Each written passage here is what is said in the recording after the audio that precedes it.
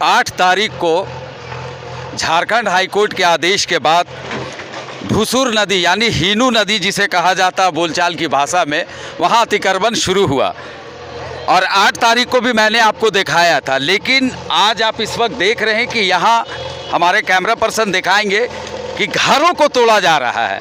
ये रहमत कॉलोनी का एरिया है, उसके आगे का एरिया है जो नदी में अतिक्रमण है, जो ग्रीन लैंड एरिया है। और इससे पहले 8 तारीख को जो अतिक्रमण कार्यों पर जो बुलडोज़र चला था वहाँ भी हम मौजूद थे और सीओ सर भी यहाँ पे मौजूद है।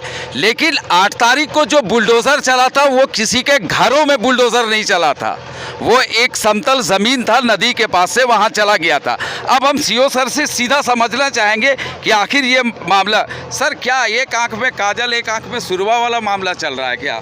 नहीं ऐसा नहीं। अगर अतिक्रमण का रास्ता में अगर वो मकान आएगा तो मकान भी टूटेगा। और सर वहाँ मकान तो काफ़ी सारा था, आपका जो कटपुल है, मनी टोला वाला पुल, लाइन से मकान था जो अतिक्रमण है, बड़े बड़े फ्लैट है जो अतिक्रमण में नदी से सटे हुए। आखिर इन गरीबों के घर पर बुलडोज़र क्यों चल रहा है? अगर कार्रवाई आपका सही है, हम सवाल खड़ा नहीं कर रहे हैं, क्योंकि झारखंड हाईकोर्ट का आदेश है।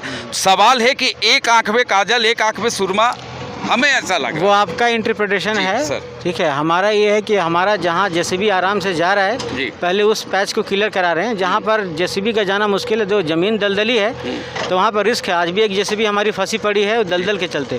तो जहाँ पर रास्ता थोड़ा कठिन है वहाँ हम लोग बाद में पोकलेन के माध्यम से उसको हटाएंगे।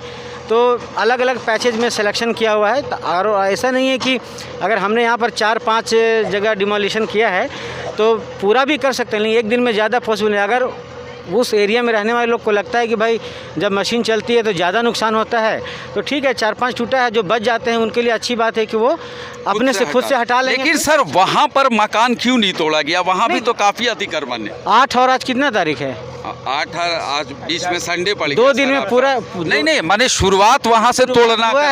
अलग अलग पैचेज में कर रहे हैं जी। एक लगातार पैच में जरूरी नहीं करना, जहाँ पर एक्सेसिबिलिटी है वहाँ पर जा रहे हैं। जहाँ पर दिक्कत है नदी का जो दलदल है उसके चलते हम लोग मशीन दूसरा व्यवस्था करेंगे, फिर जाएंगे। लेकिन टूटेगा जो भी अतिक्रमण सबका टूटेगा। फ्लैट जो आ रहे हैं, बड़े बड़े फ्लैट, मैंने बोला ना कि नदी से सटे हुए फ्लैट, जिस दिन छूट जाएगा उस दिन आप मेरे से सवाल करिएगा कि क्यों छोड़ दिया गया। मैं सर आपके बारे तो ये है कि आप काम करते हैं, हमने सवाल खड़ा किया था चूंकि मैं 8 तारीख को था इसलिए सवाल थोड़ा इंतजार करिए, हम लोग भी थोड़ा। तो आपने देखा कि जो अरगोड़ा के सीओ हैं उन्होंने साफ शब्दों में कहा कि एक आंख में काजल और एक आंख में सुरमा वाला मामला मैं नहीं कर सकता। लेकिन 8 तारीख को जो अतिक्रमण वहां से हटाया गया था जो नदी के एरिया में, जो झारखंड हाईकोर्ट का आदेश है, तो आज जब संडे छोड़ के मंडे को जब शुरू हुआ तो यहाँ घरों पर बुलडोज़र चला। तो हमने सवाल खड़ा किया था कि वहाँ घरों पर बुलडोज़र क्यों नहीं चला? मनी टोला का जो एरिया था, कटपुल का एरिया, तो सीओ सर का कहना है कि वो दलदल एरिया है, जेसीबी मशीन वहाँ जाएगी तो थोड़ी परेशानी हो सकती, फंस सकता है। यहाँ भी एक जेसीबी मशीन फंसा है।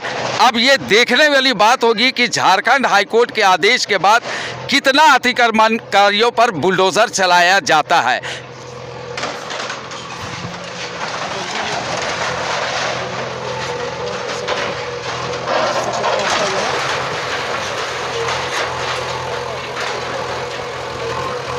ये बुलडोज़र से ध्वस्त किया गया है मकानों का। ये रहमत कॉलोनी के आगे का एरिया है, कुरैशी मोहल्ला जिसे कहते हैं।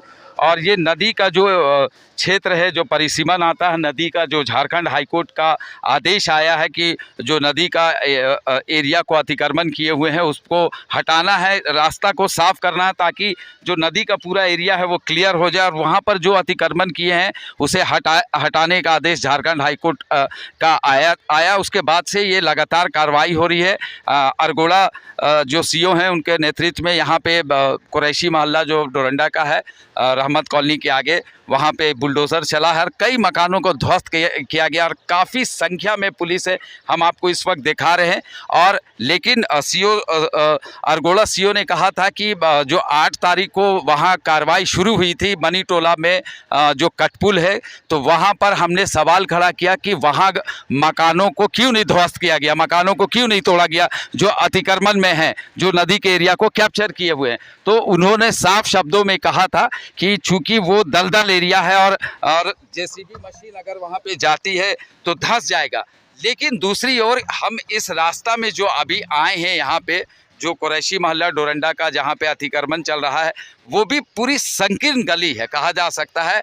बहुत मुश्किल से बुलडोज़र को यहाँ अंदर प्रवेश करवाया गया होगा, लेकिन यहाँ प्रवेश कराने के बाद एकदम लगातार कहा जा सकता है कि मकानों को ध्वस्त किया गया है और काफ़ी संख्या में भारी पुलिस बल की मौजूदगी भी है, ताकि किसी तरह का अगर कोई बैड एलिमेंट्स यहाँ कोई तरह का कार्य करते हैं तो पुलिस से को तैयार किया गया है उसको निपटने के लिए भी। और पूरे ज़मीन को ध्वस्त कर दिया गया है। हम आपको सीधी तस्वीर दिखा रहे हैं इस वक्त, पूरे मकानों को जो भी अतिक्रमण में थे उन्हें तोड़ दिया गया है।